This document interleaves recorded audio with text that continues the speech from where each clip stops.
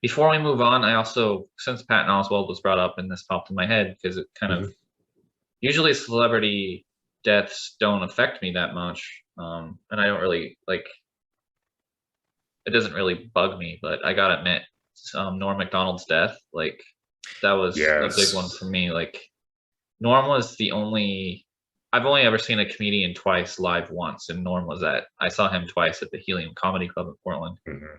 and like I gotta say this, like it he has a really good like I felt like I knew him like personally. I obviously didn't, but he just had like that sort of aura about him, like he felt like you like he was your friend. Um, and I remember Mhm. the first time I saw Norm, like on I think the first time I ever saw him, because I'm not a big SNL guy. I didn't really grow up watching it like a lot of people did, Sure. but it was on the Comedy Central roast of Bob Saget. I don't know if you remember that, Matt. Yes, I know exactly the rest you're talking about. Yeah, and I just remember like him starting off like saying these incredibly terrible jokes, which apparently he got from like a 1940s like retirement joke book. And he just like starts off like talking, and like the crowd just does not get it, and I didn't get it either. I'm like, what is going on? Meanwhile, the other comedians on stage are absolutely losing their minds laughing. Yeah, They're just like, what are you doing? yeah, Like, but like Norm just kept going, like he didn't care about the audience reaction at all, and like there was just this twinkle in his eye as he mhm. continues to tell these awful jokes. And I just remember like, something that's clicked in my head, and then it became like the one of the funniest things I'd ever seen. Like I was just like, laughing like so hard. And I think that's what Norm, like he really fed off that like that initial confusion. Like he liked to get the audience sort of confused. Like that's where his that was his sweet spot where like you didn't really know what the heck he was talking about. And Mhm. and then like, it clicked in your head. You're like, oh, this guy, like I get it. And it's like I can't even describe what he's doing, but I have never I've seen a few other comedians try to do it. I remember Andy Samberg did something similar on one of the roasts where like he was just telling these terrible jokes and it was all about the delivery. But I know I'm rambling here, but I guess gotta say like yeah, I really loved Norm Macdonald's. I was really sad to see him go. Um, No, he was one of the good ones. he was an incredibly funny comedian. He was like I guess I won't say like completely original, but like he had a style all his own that like he just really could work a room exactly the way he wanted. And like, yeah, I had felt the same way when like I saw that he had passed. I was like, God, that is just so sad. Like he was such a treasure in terms of like how he approached comedy and just like how he did his deliveries. Like he just there aren't a lot of comedians like him, and there aren't going to be a lot of people like him either. And I really respected him personally because like Mm, he just did not give he didn't give a fuck. Like he like stood up for other comedians, and like he was never like obviously he hosted man, I'm terrible SNL stuff, like the talk show part of it, like yeah. you know what I'm talking about. I Mhm. mean, everyone that who would watch this are probably like, why don't you know what that is? But yeah, I know. I just never The really opening watched. monologue, I'm assuming. No, not it's like the Weekend Update, I think is what it was. Oh, yeah, yeah, sure. Um, Mhm. he obviously hosts that, so he's political on some level, but like he didn't get into like the whole like mumbo jumbo about like politics and like just getting into like the political correctness, which I really love that about him. Like he didn't play that game, and I mean, there's so few people that are brave enough to do that these days, Mhm. and I respect him a lot for that. So, and he was just funny. Like, I'm sure you saw that Conan sketch where like I think it was like this woman came on and she was starring in a movie with Carrot Top. Do you remember that? No, I don't. Oh yeah, no, it's so funny. It's like at the end of it, and the whole thing is hilarious. But at the end of it, it's like, oh, so Conan's like, so what is the name of the movie that you're gonna star in Carrot Top with? To this lady, and Norman's like, he already had an interview earlier, so he's kind of sitting on the couch to the side, right, like just like commenting on everything. Yeah. And she said, oh, it's gonna be chairman of the board, Mhm. and Conan like looks at Norm because he's been like making fun of her the entire time, essentially. He's like, make something of that, you freak. And then, and then Norm was like, because he was like playing it, like, he's like throwing in it to like see what he's gonna do with it, and like, and he, since it's it's a movie starring Carrot Top, he's like more like chairman of the BORED.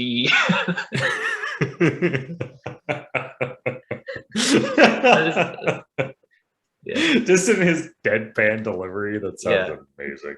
yeah. He was great, like on talk shows. That and man, I'm just ramming off on him, but like, if you ever seen like when David Letterman, Mhm. it was his last show, and he had Norm Macdonald on there, because essentially David Letterman, like, he stuck his neck out for Norm and like put him on a show, and he's a young comic, and Norm was just like breaking down, crying at the end of it. I'm like, man, this guy's great. I love this guy Norm so much. So sorry, that's all more I'll say about Norm Macdonald. Oh, like I love that tangent. That's great because like I think it's like comedians like Norm Macdonald are the types of guys that like I want to like be put more down in history in terms of their influence on the genre, right? Like I don't know. I put Norm like up there with like your Mitch Hedbergs in terms of like clearly Norm had a much longer career than like Hedberg ever did. RIP, but like regardless, like their influences on the genre were huge. Like modern uber successful comedians looked up to people like Mitch Hedberg and Norm Macdonald for for why they did what they did. Well, and like how they did what they and did. Norm was like a comedian's comedian. Like, I don't really like that term. It sounds kind of, I don't know. Like no, that's I think that's a perfectly appropriate way to describe him.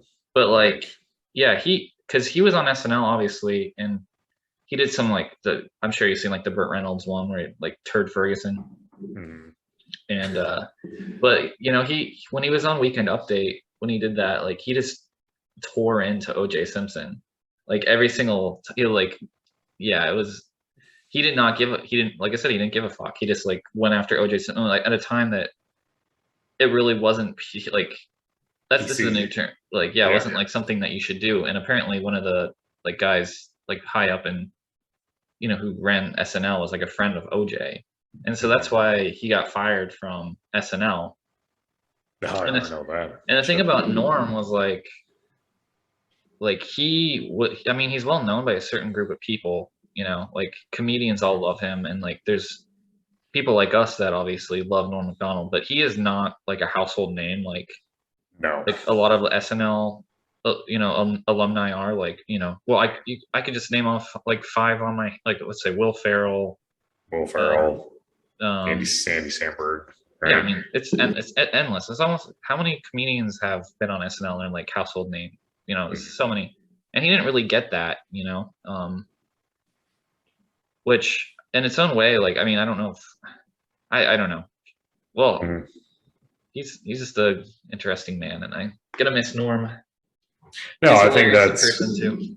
Well, geez, if he was, what was he, 61? Yeah, he wasn't even that old. Yeah, he had like 9-year battle with cancer. I didn't know that. God, that's terrible.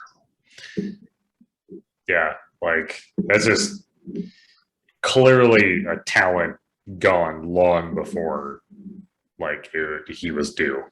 Like, yeah, I think Norm Macdonald was one of the, like, I don't know, like, in that we're talking about him, like Patton Oswalt, I feel like is like another one of these like comedian,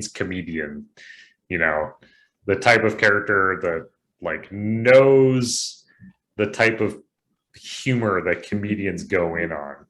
Like I feel like if I'm going to mutter 4 comedians off the top of my head, like Mitch Hedberg, Norm Macdonald, Patton Oswalt, and Bill Burr.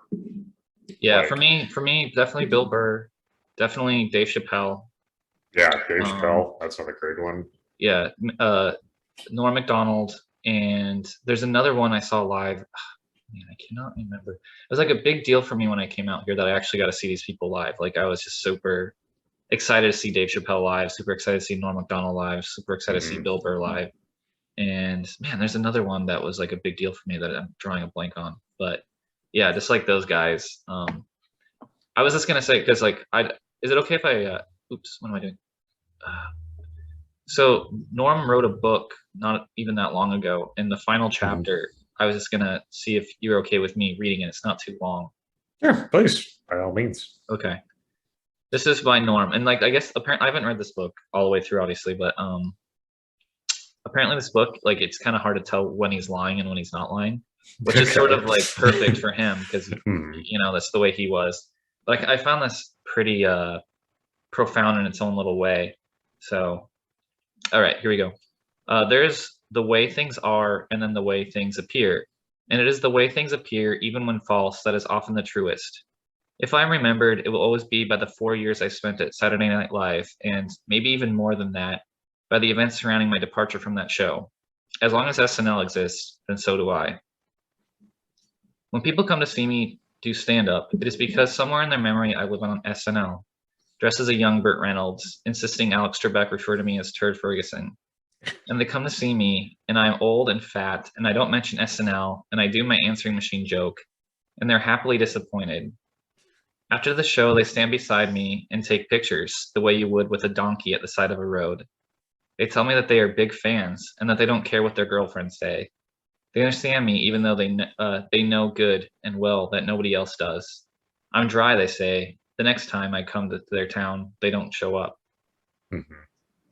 Let's see. It can be difficult to define yourself by something that happened so long ago and is gone forever.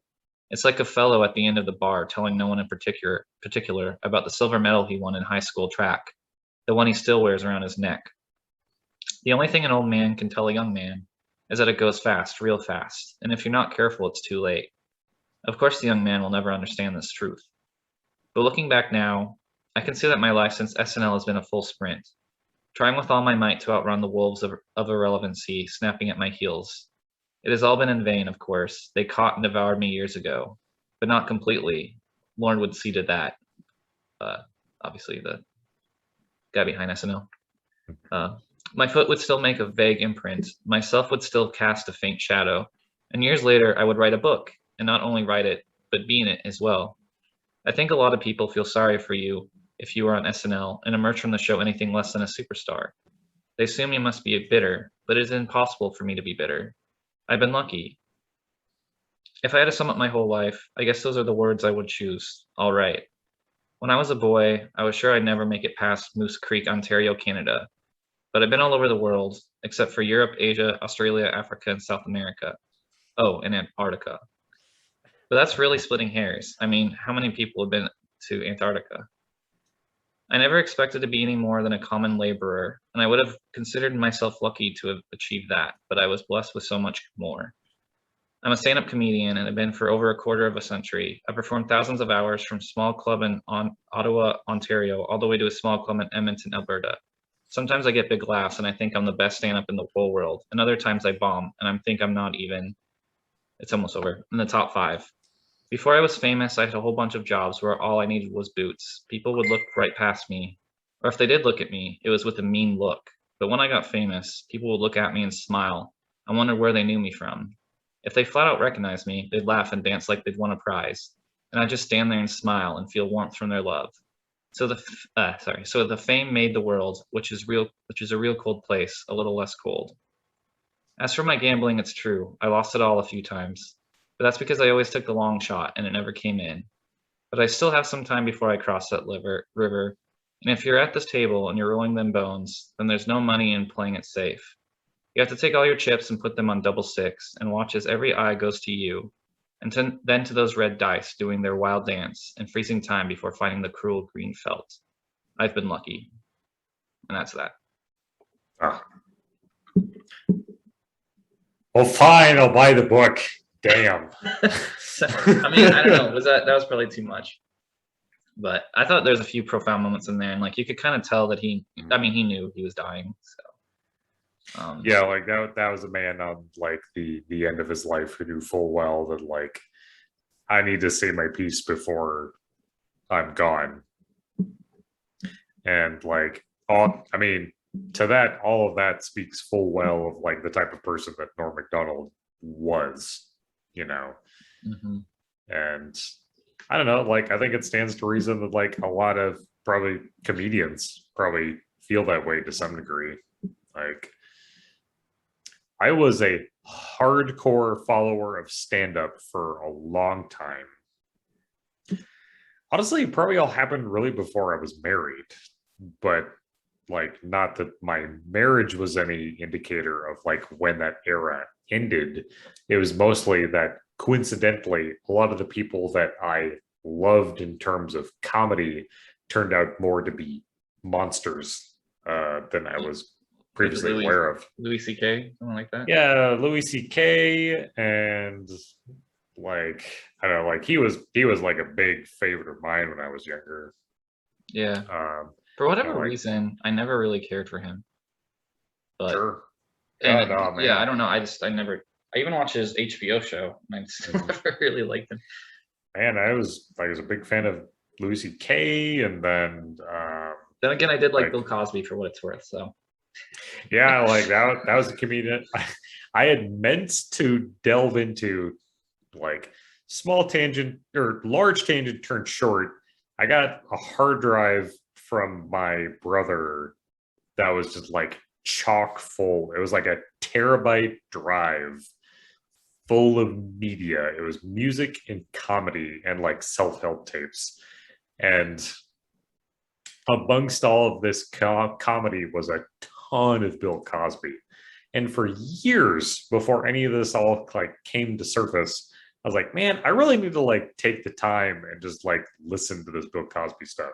Like, because my exposure as a like born in the early 90s kid Nick at Night. was no, was like the Cosby show. That I was know like Nick at my Night. Yeah, that's how I saw it too. yeah, that was like my full exposure to Bill Cosby. And so I was like, And also, I'm for me, like, I don't know if you remember this or if you saw it, but there was like kids say the darndest things. yeah, That was kids, on yeah, Nick at Night too. I love that show. I like that. 100%. And I was like, man, I really need to like take the time and listen to this. And then like I shit you not, like probably like 6 months before all this started going down, I was like, man, like I'd really been thinking about it. And I was like, maybe I should like finally like sit down and make this happen. And like during that time, all of this started to unfold. And I was like, The Jello. my window has closed. It's gone. It's done. It's over. Like, but yeah, no, like I love that we're going in this comedy tangent. That's amazing.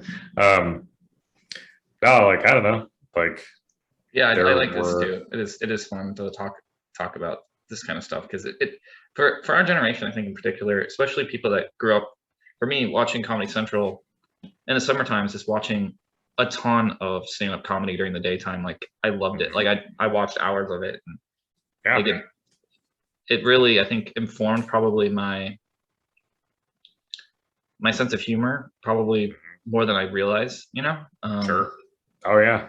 And I think for this generation, that's probably not like it. I'm not saying comedy's probably stand-up comedy's huge for them, but it's not watching Comedy Central during the day. It's watching Netflix and stuff like that.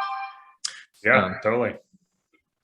Yeah, I mean I've taken to go see Patton Oswalt next year, like early next year when he comes out, and then here in the near future, like I'm going to be seeing Fortune Feimster, like in like the next 2 weeks.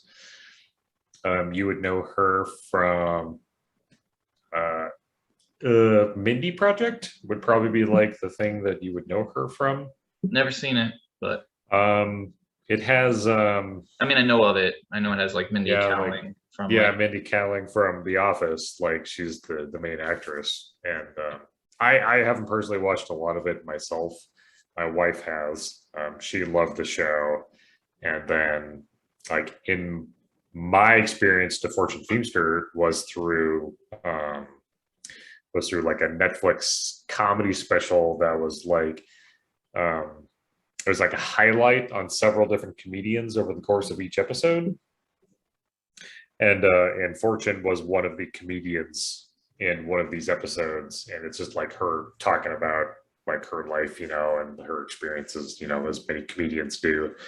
But she's super funny. Like she just has a style all of her own, and I feel like it really like feeds into her acting and watching her in like the Mindy Project, and like I don't know, like I just really loved her style. Like she just had, she was really bold. She told her story the way that she experienced it.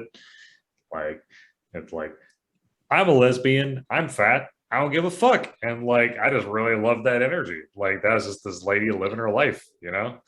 Like, like I just spent the evening with a couple that like eloped just out of the blue. Like they've been together for 4 years and decided to tie the knot. And I was like, yeah, fuck it. Like, I'm so glad I'm getting to experience this like part of their life, like even for like a brief moment. You know, that's really dope that like even for just an evening, I get to be part of that glow of their life of we're married now. It's like I've been married for a while and like not a long time, 3 years, but like that's super cool. And like Mm-hmm. so just like that type of experience of I'm really looking forward to seeing Fortune Feaster for the same reasons of like I get to see this lady just do her thing and talk her and speak her truth on stage. It's gonna be super dope. It is really bugging me. I know there's another comedian that I saw, and I think I'm just gonna wake up in the middle of the night like screaming their name because it's like really bugging me. When you start screaming their name, he or she, just text that name to me because I need to know. In Well, the I mean, moment, in that moment, do it. I dare you. yeah. Tell me immediately. I don't care what fucking time it Well, I is. I mean, want Bill to know. Burr and Dave Chappelle were huge for me. Like those were huge ones to see live Yeah. because Dave Chappelle is like amazing. Like I The love fact that you've guy. seen both of them live just makes me so upset because I would kill to get Chappelle Oh, or I'm Bill. surprised you haven't seen Bill Burr live. That's surprising. I wanted to so badly. God damn, like so many of the comedians. Oh shoot, what is oh my god, okay. This is another brief internet. Bill Burr, like from what I saw too, he's like a class act. Like he's like Christopher Titus. yeah, Bill Burr, like he was like Mhm. standing out. I mean, he was just like standing out in the lobby. This is in Portland, Oregon, at the Arlene Schnitzer. He's like standing out in the lobby, like you could walk up to him. Like I kind of regret not doing it. Like I would have. This is pre-COVID days, obviously, but Sure. that would have been something to like actually meet Bill Burr. You know? Yeah, I mean, like I remember so clearly. I had watched Christopher Titus as a stand-up by means of Comedy Central for like probably like years. I'd watched a couple of his specials multiple times because of how funny he was. And and then one day, living in Bozeman, Montana, he has a show in Bozeman, and then he's eating at the restaurant that I work at.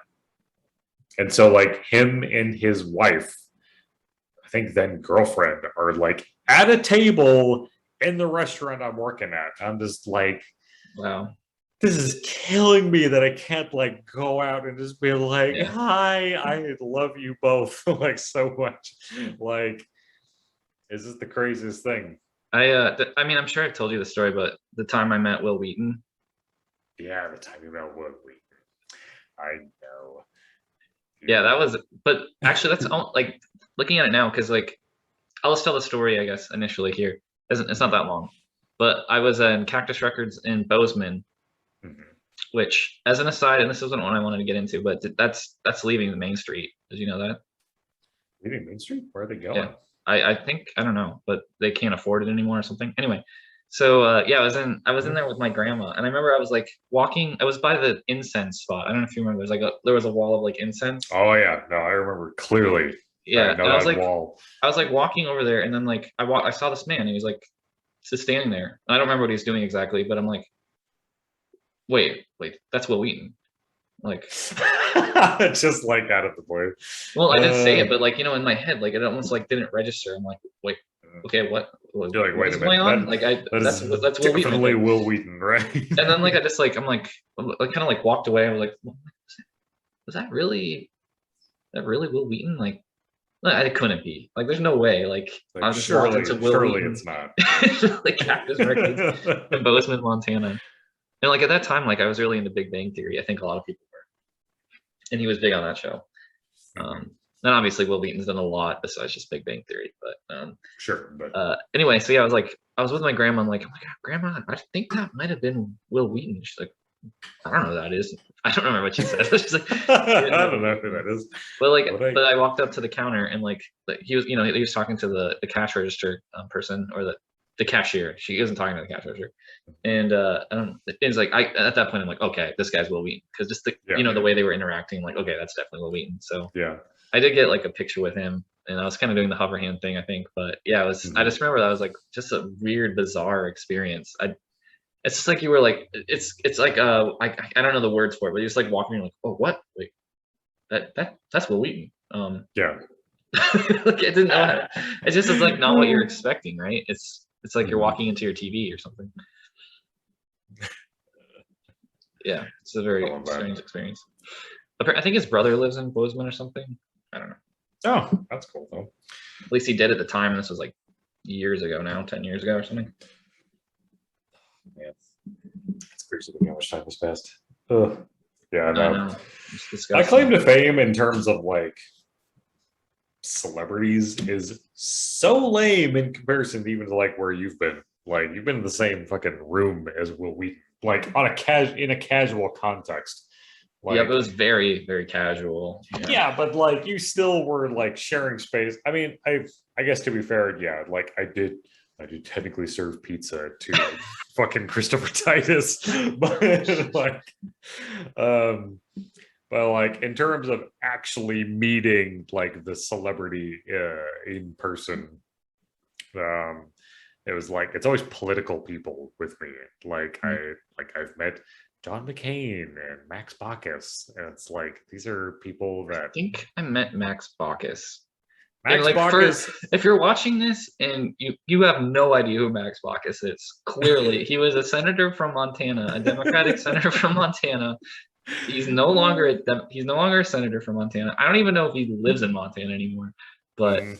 I did meet Max Baucus as well. I believe it was like in downtown Billings. It's like some sort of like art fair or something, and there he was. And I was like, oh, there's Max Baucus. I Dude, met Judy these Martz. I met Judy Martz. She was the really governor of Montana. She was at the CM Russell art fair art show in Great Falls. Or at least I dude, Max saw her. I met Max Baucus and I was in the presence of John McCain uh, during budget week of in DC, like during the shoot, what is it called? Like the flower festival that happens in DC. The Cherry Blossom Festival. Yeah, the Cherry Blossom Festival, and like that would have had to have been like probably like 2008, I think. Yeah, I think 2008, Yeah. 2007. But like, yeah, like I was hanging out with a couple of like not representatives, but like assistants to representatives for both Max and for Reberg at the time. We're just like chilling in the Senate, like we're chilling in the area like outside the Senate, and like I'm like, yeah, fucking John McCain, and like, and they're like, that's John McCain. Johnny Boy. I think I Yes, know that's Johnny. like, for me at the time, like as like just a nervous high school student, like meeting John McCain was such a big Can you deal. imagine? Oh my God, it's John McCain. I know. You're like, In oh. retrospect, I wish I had just like shook the man's hand. Damn, like Butterflies. Oh. but I don't like any politicians. I would go out of my way not to meet a politician, probably. I mean, I would go out of my way to meet a politician only for the sake of like one, either confirming or deconfirming how I feel about them, just like on an emotional level versus like an actual. Yeah. Why am I getting like kind of man? John McCain, man. Whew. Man, what a fucking built like a brick shit house, I would go at that. Like, Yeah, this is gonna be so for me. My big thing that like you know, you will have no idea who these people are, but they have a UFO festival here in McMinnville, and okay. and like a few years ago, it was 2019. It was in Mhm. May. Like I went there, and they have like a what do they call it? Like a Q&A session with all the guests there, and we Sure. were like talking like we had like David Pilates from like Missing 411. We had Bob Lazar, Bob freaking Lazar, like Area 51 fame. Yeah. We had George Knapp. We had like Jeremy Corbell. We had like that David Fravor guy. Man, it was a stacked house. And like I was walking around with these people. Like I walked by David Pilates and I'm like, wow, this is crazy. Because for someone that's like into like that kind of stuff, like I've listened to these people and like back in the day when I was like a young little tyke, I'd wake up in the morning, run upstairs, and I'd put on sightings on this show on I think it was a Sci-Fi Channel. Mhm. Anyways, like like a show that just had like a bunch of like, oh, here's ghosts, spooky, scary aliens, and like they had a big special on like Bob Lazar, and like I still Mhm. remember that. Like it's just a huge deal for me. They were gonna have Whitley Strieber did like in 2020, but obviously that didn't happen. But yeah, This makes me think of all of our numerous Nick and I have been friends for years now, and so like we would spend I spent the night at Nick's house are you gonna say Coast to Coast constantly. AM? Yeah, coast to coast AM. So Yeah. that we went to sleep, like that was like our midnight lullaby was coast to coast AM, which is like Mm. be on for like an hour or two before we like finally went to sleep. Yeah, you would have probably heard Art Bell because I think he was on the weekends at Mm, that point. And yeah. Art Bell was the man. I'm sad that he died as well. That was a few years ago at this point. Oh, that's too bad. Yeah, I remember because Matt Drudge with the Drudge Report, he had like a big thing on his website for Art Bell because obviously they were contemporaries because Matt Drudge also had a talk show, radio talk show. I think it was on Sunday evenings.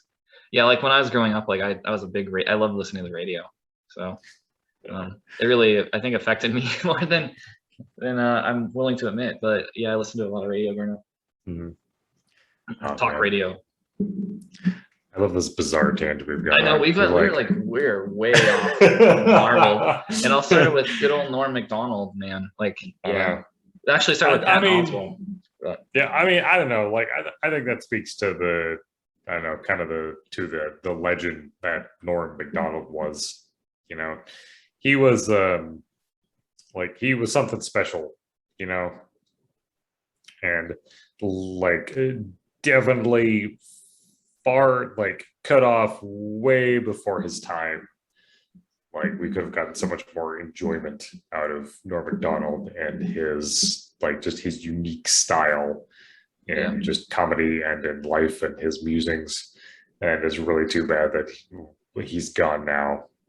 And yeah, and he was a strong voice of like of just I don't want to say centrist. He just he just was calm. He didn't get into the whole political stuff. Like he wasn't mhm, he wasn't left, he wasn't right. He just like called it as he saw it, which again, mhm. I mean, he probably had his own politics. And if I was gonna guess, I'd probably Sure. say he was probably, I believe it's Canadian. So I don't he's probably wasn't a Democrat or Republican, but he's probably left leaning. But Mhm, he just didn't get involved with it. And he called like mhm, both the left and the right out. I mean, and I think he focused a lot on the left in some ways because I think that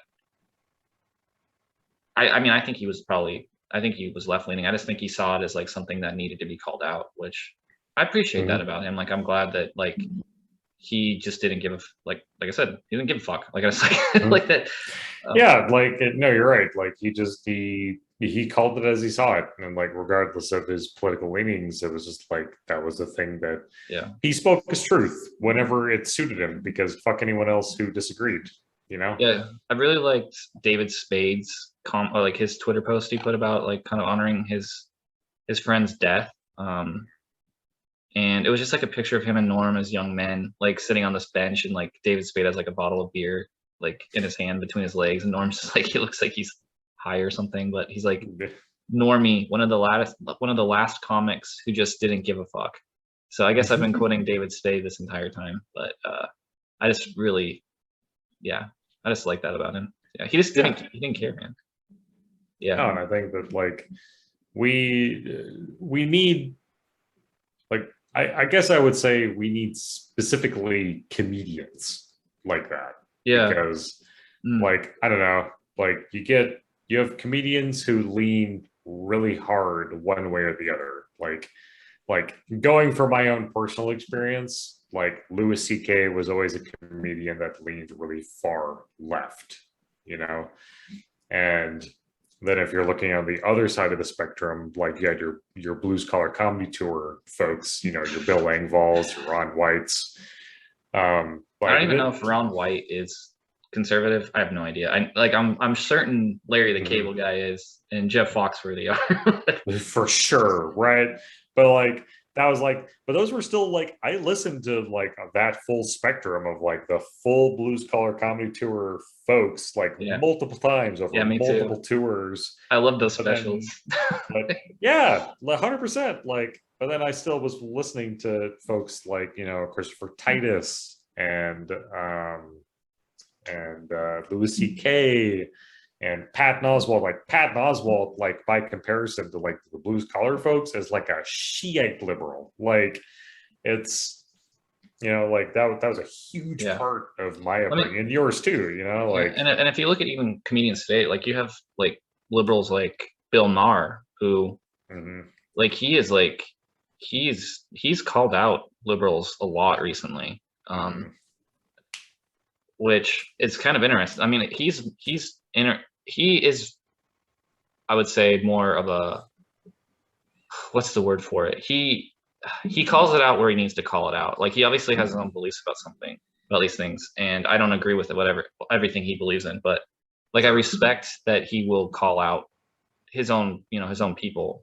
So yeah, no, like and you need people on the like the political spectrum, like comedian or otherwise, to be speaking like that, because I was gonna go deep here too. Because you know, like you look at the Bible, and you have like prophets, and the prophets were like a very particular like sort of people in like Israel. Like they would call out the ruling authorities and be, well, obviously, you know, in biblical lingo, they'd be like, a fire of, you know, will rain down upon this kingdom because everyone's, you know, not following God's word. You know, it would be like that. But in a way, it's kind of a similar sort of thing. Like, you know, like bards or the court jesters back in, you know, like in Europe, like they had a very specific role. Like they could kind of call out the king when no one else could.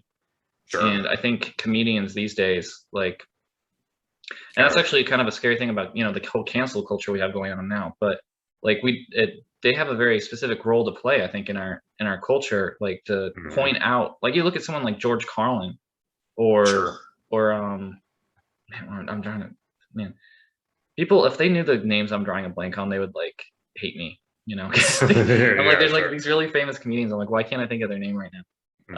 But like, yeah, there's just these comedians. They play such an important role in our culture of like calling out like social norms and making us question why we do the things that we do. And I think that's a really important part of our society that, I mean, that we need to support. That kind of like, you know, free thinking sort of aspect of what they do. And you know, you don't really connect it, like making someone laugh, like that's a huge, like, a lot of times you're not going to win over someone's argument with like pure logic, but if you're making them laugh, like at least, you know, even if you don't agree with everything they're saying, like there's still some sort of like you make a more communal thing that's happening where like a bunch of people that don't agree are still like enjoying the same thing at that moment, you know. So yeah, no, I 100% agree. Like I don't necessarily know of like, you know, like court jesters necessarily like an apropos comparison, but like I think the way you put it, like biblically, in terms of like, you know, like Pharisees and such, like that I think that seems like an appropriate comparison of like their, they're providing political commentary, or at least commentary on what's happening culturally at the time. And the only difference, like biblically versus modern times, is that there's so many more voices to be paying attention to, right? Yeah, because of technology and stuff like that. Yeah, no, exactly. And like I think that I think that's it's a hugely valuable tool. I think we need socially for people like, no matter how devout and serious you consider your convictions on a particular topic, to be able to examine it from a humorous point of view from the other perspective, I think is really important, because then that really truly feeds into like, well, okay, I believe this, but I also understand how ridiculous some of my convictions can be from this perspective. Like, it's really important to have that, because like it's the difference between Transformers 1 and 2. In Transformers 1, they knew full well, it was like, this is a movie about giant robots, you see? Like, whereas like Transformers 2 is like, we have no idea what we're doing. And so like, yeah, that was ended up taking itself movie, too seriously. I think the writer's strike was going on when that movie was getting filmed, and so they literally he made that movie without a script. Oh yeah, no, they wrote the script as it went on. Yeah. No, maybe not the best comparison. I see what you're saying, but yeah. But like the story behind that film. But yeah, like I just think comedians are so important to like just to media and to like the social discourse that happens. And without them, I think we would be in a much rougher place than we are currently. Yeah. So I think a lot of that, there's, and not to get too political here, but I think there's a lot of comedians that are coming out and being like, yeah, this cancel culture is going too far. Like I can't even go on a college campus. Like I know Jerry Seinfeld's called out that kind of stuff. We can't even go on a college campus without being terrified that we're going to get booed, for saying something that isn't appropriate. And I think that's a problem for both the left and the right now. Again, I don't want to get too political here, but I think everyone's just taking themselves so damn seriously right now. And historically, I don't know if I was gonna say this in general. Like I feel like it's been the right that has been the really serious people, like we're serious people. And I think that's infected the left now too. Everyone's just like so serious about like, this is what if you don't say like that, you don't talk about that. We don't talk about you don't talk about that. And it's not a matter of being able to like casually joke about it ever. It's a matter of I'm serious all the time, forever. Forget about joking about it. And I would even argue in my own fashion, like I think that attitude that is sort of happened with a lot of the younger people in our generation. Yeah, I think that almost led, in part, not entirely, to the rise of like the far right and the alt-right, and specifically forums like the Donald and like these kind of like all these troll videos that are on YouTube of for Donald Trump, just like trying to piss people off, essentially is what they're trying to do. Yeah. And I think that's what's going on. It's like people are taking themselves so seriously these days that it makes a certain set of people like want to make them angry. And I think specifically with Donald Trump, and I know for a fact with that forum, the Donald, that was all about just making people angry. And that's a lot of them, that was the only reason why they voted for him, was because they wanted to make people angry. So, no, for sure. I would totally agree. And I think it's a dangerous spot to be in our country actually right now, both for the left and the right. Like if we're so dug in, then we can't even find any sort of like common ground anymore. Yeah. And we can't even talk about certain subjects. We need comedians for that. Yeah, I mean, it is something that I think should be considered. So, no, and people are. Agree. I mean, obviously, I'm not like the only one thinking these things. So, yeah. Anyway, yeah, I mean, I went off the deep end there. No. I hate to interrupt here, but I have to pee so bad. So I'm gonna be right back. Give me 1 second. 1 second before you go. I'm just gonna pause it. We're back from a bathroom break, and so we're just gonna finish this baby up. I'm gonna ask Matt a real quick question, and then we're gonna call it a night. Yes. So Matt, just to finish us off, what have comedians meant to you in your life and growing up? And I guess as I guess the more focus it even down a little bit, if you want to go there. Mhm. Which comedians particularly have meant the most to you, do you think? Oh man, like comedy, comedy was such a was a hardcore following of mine for a long time. Especially like there was at some point like after sophomore year of high school that like I really started diving in more into comedy, and like especially in college where like every day um like I worked a prep job at a restaurant. I'd be listening to comedians during that time. Like on my way to work, I'd be listening to comedians. Like Pandora was like my source of comedy for a long time. There's like a random list of comedians telling their stories to me. And like so much of that formed my sense of humor and how I look at the world. Like I think for a lot of people, like myself and others included, is that like humor is the lens in which you try and look at the world, because with the removal of that lens of humor, everything can feel so awful. Yeah. But I would also go. I don't know. Mhm. It's going to be a really high level comment, and I don't necessarily expect a response, but it's just something that kind of popped into my head while you were talking, and I don't want to take too long even talking about it. But I think Sure. humor is just it's fascinating that it's such a part of what makes humans humans, and that like we even evolved laughter at all. Like it's in a way it's like so interesting that's a thing.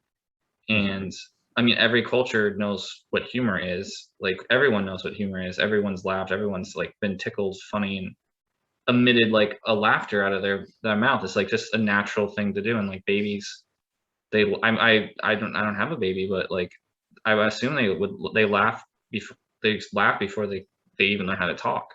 So Oh, I for mean, sure. Yeah. it's just fascinating. I wonder if it has something to do with like the theory of minds, in that like humans, I think, though I don't know if we're like unique in this ability, I think we have a far more advanced ability to put ourselves outside of our own body in a way. Like we can see like from a vantage point how our own selves interact with everything else, as opposed to like an animal that, and I don't want to say this universally because it's probably not true, but a dog does dog things and doesn't criticize why he's doing dog things, but Sure.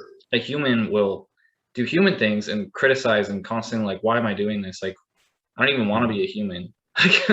That's how I am. Like half the time, like why I don't even want to be a human. I don't want to walk on 2 feet. Like I just want to like.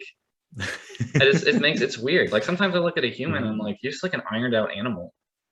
Like it's like someone like an iron. Like, oh, let's take an antler and like iron it Let's out. take out like, all the like 2 feet. primordial aspects of Yeah, you, and I think to humor goes back to that like idea that it's like pointing out the absurdity of the life that we're living.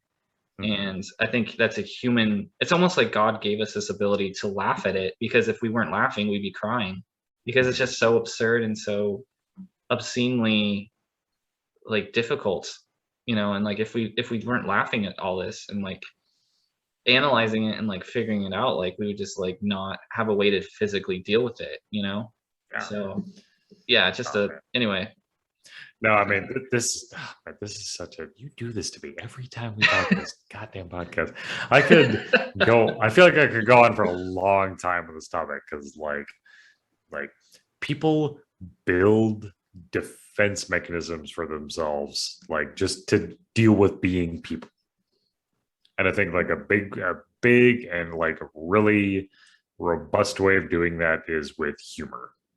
Like like it has gotten to the point of being a trope of like people deal with trauma by means of humor or by being Mhm. sarcastic or by laughing about it. Like I'm one of those people. Like Yeah, I self-deprecate to the point of like to where yeah. it's not funny anymore. What is it And called? like Is it hang hangman's humor? It's something like that, like dark humor, but it's like gallows humor. yeah. Yeah, Gallows gallows humor. humor. Gallows Yeah, humor, Nick. It's a but I know like like it. the Vikings that they were Mhm, infamous for having this gallows humor going into battle and mhm, just like laughing even in the mhm. face of death, and Yeah, that's and like awesome. I love it's that. like people apply that same kind of humor to just like going to their fucking jobs, but like that's one thing about the state of how jobs are now. But like Yeah.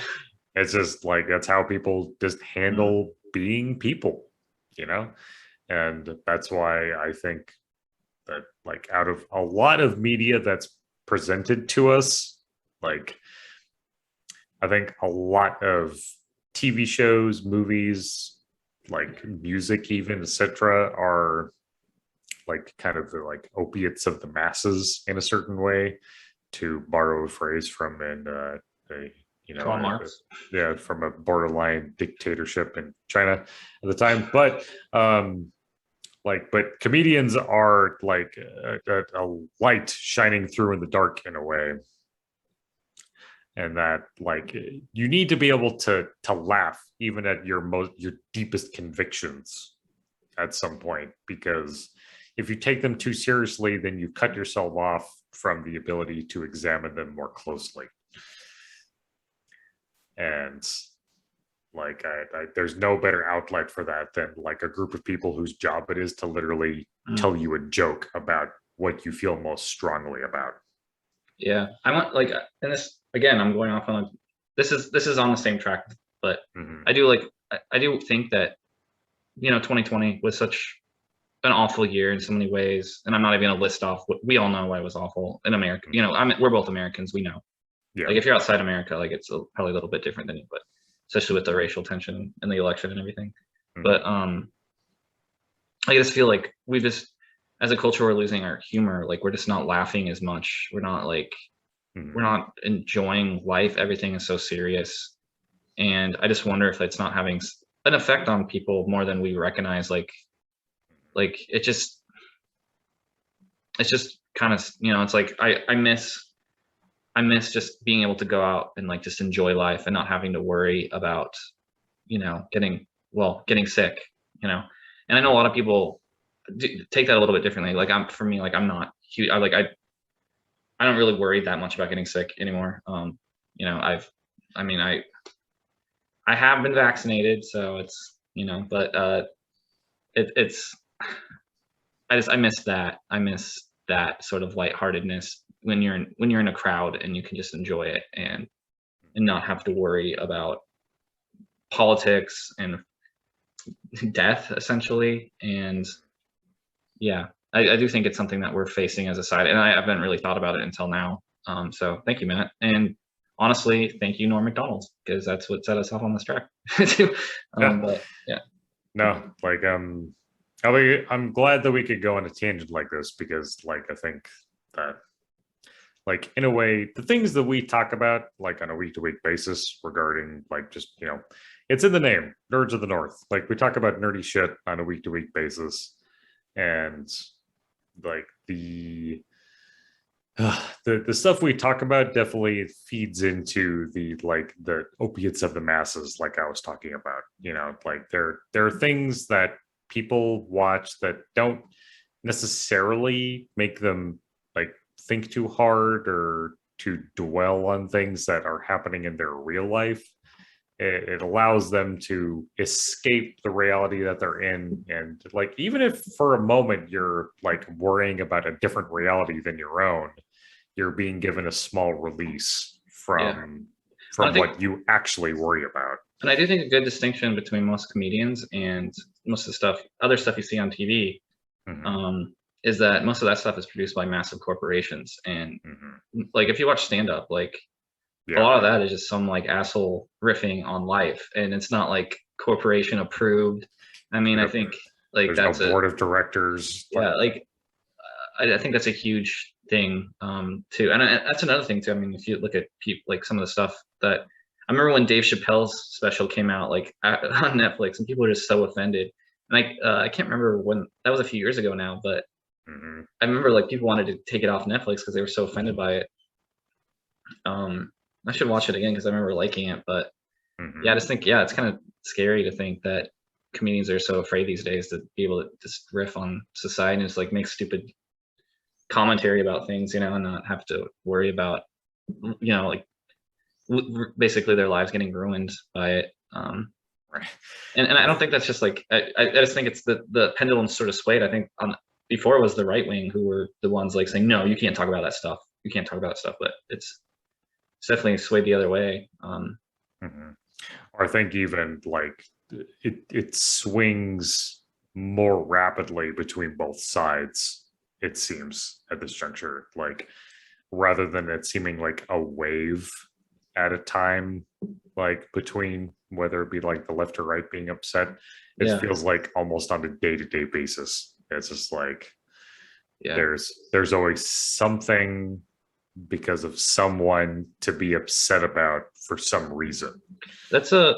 I mean, and this is sort of on the same tangent, and we got to get you off here, man. I'm sorry that we keep going down this whole like just digging deeper. But as someone that's recently like I've converted to, I became a Christian like 2.5 years ago. Like that's one thing I has stuck out to me in the Bible is that like you don't really see it that often where like God's just enjoying his creation and like laughing and having a good time with what he's created. It's usually very, very serious business.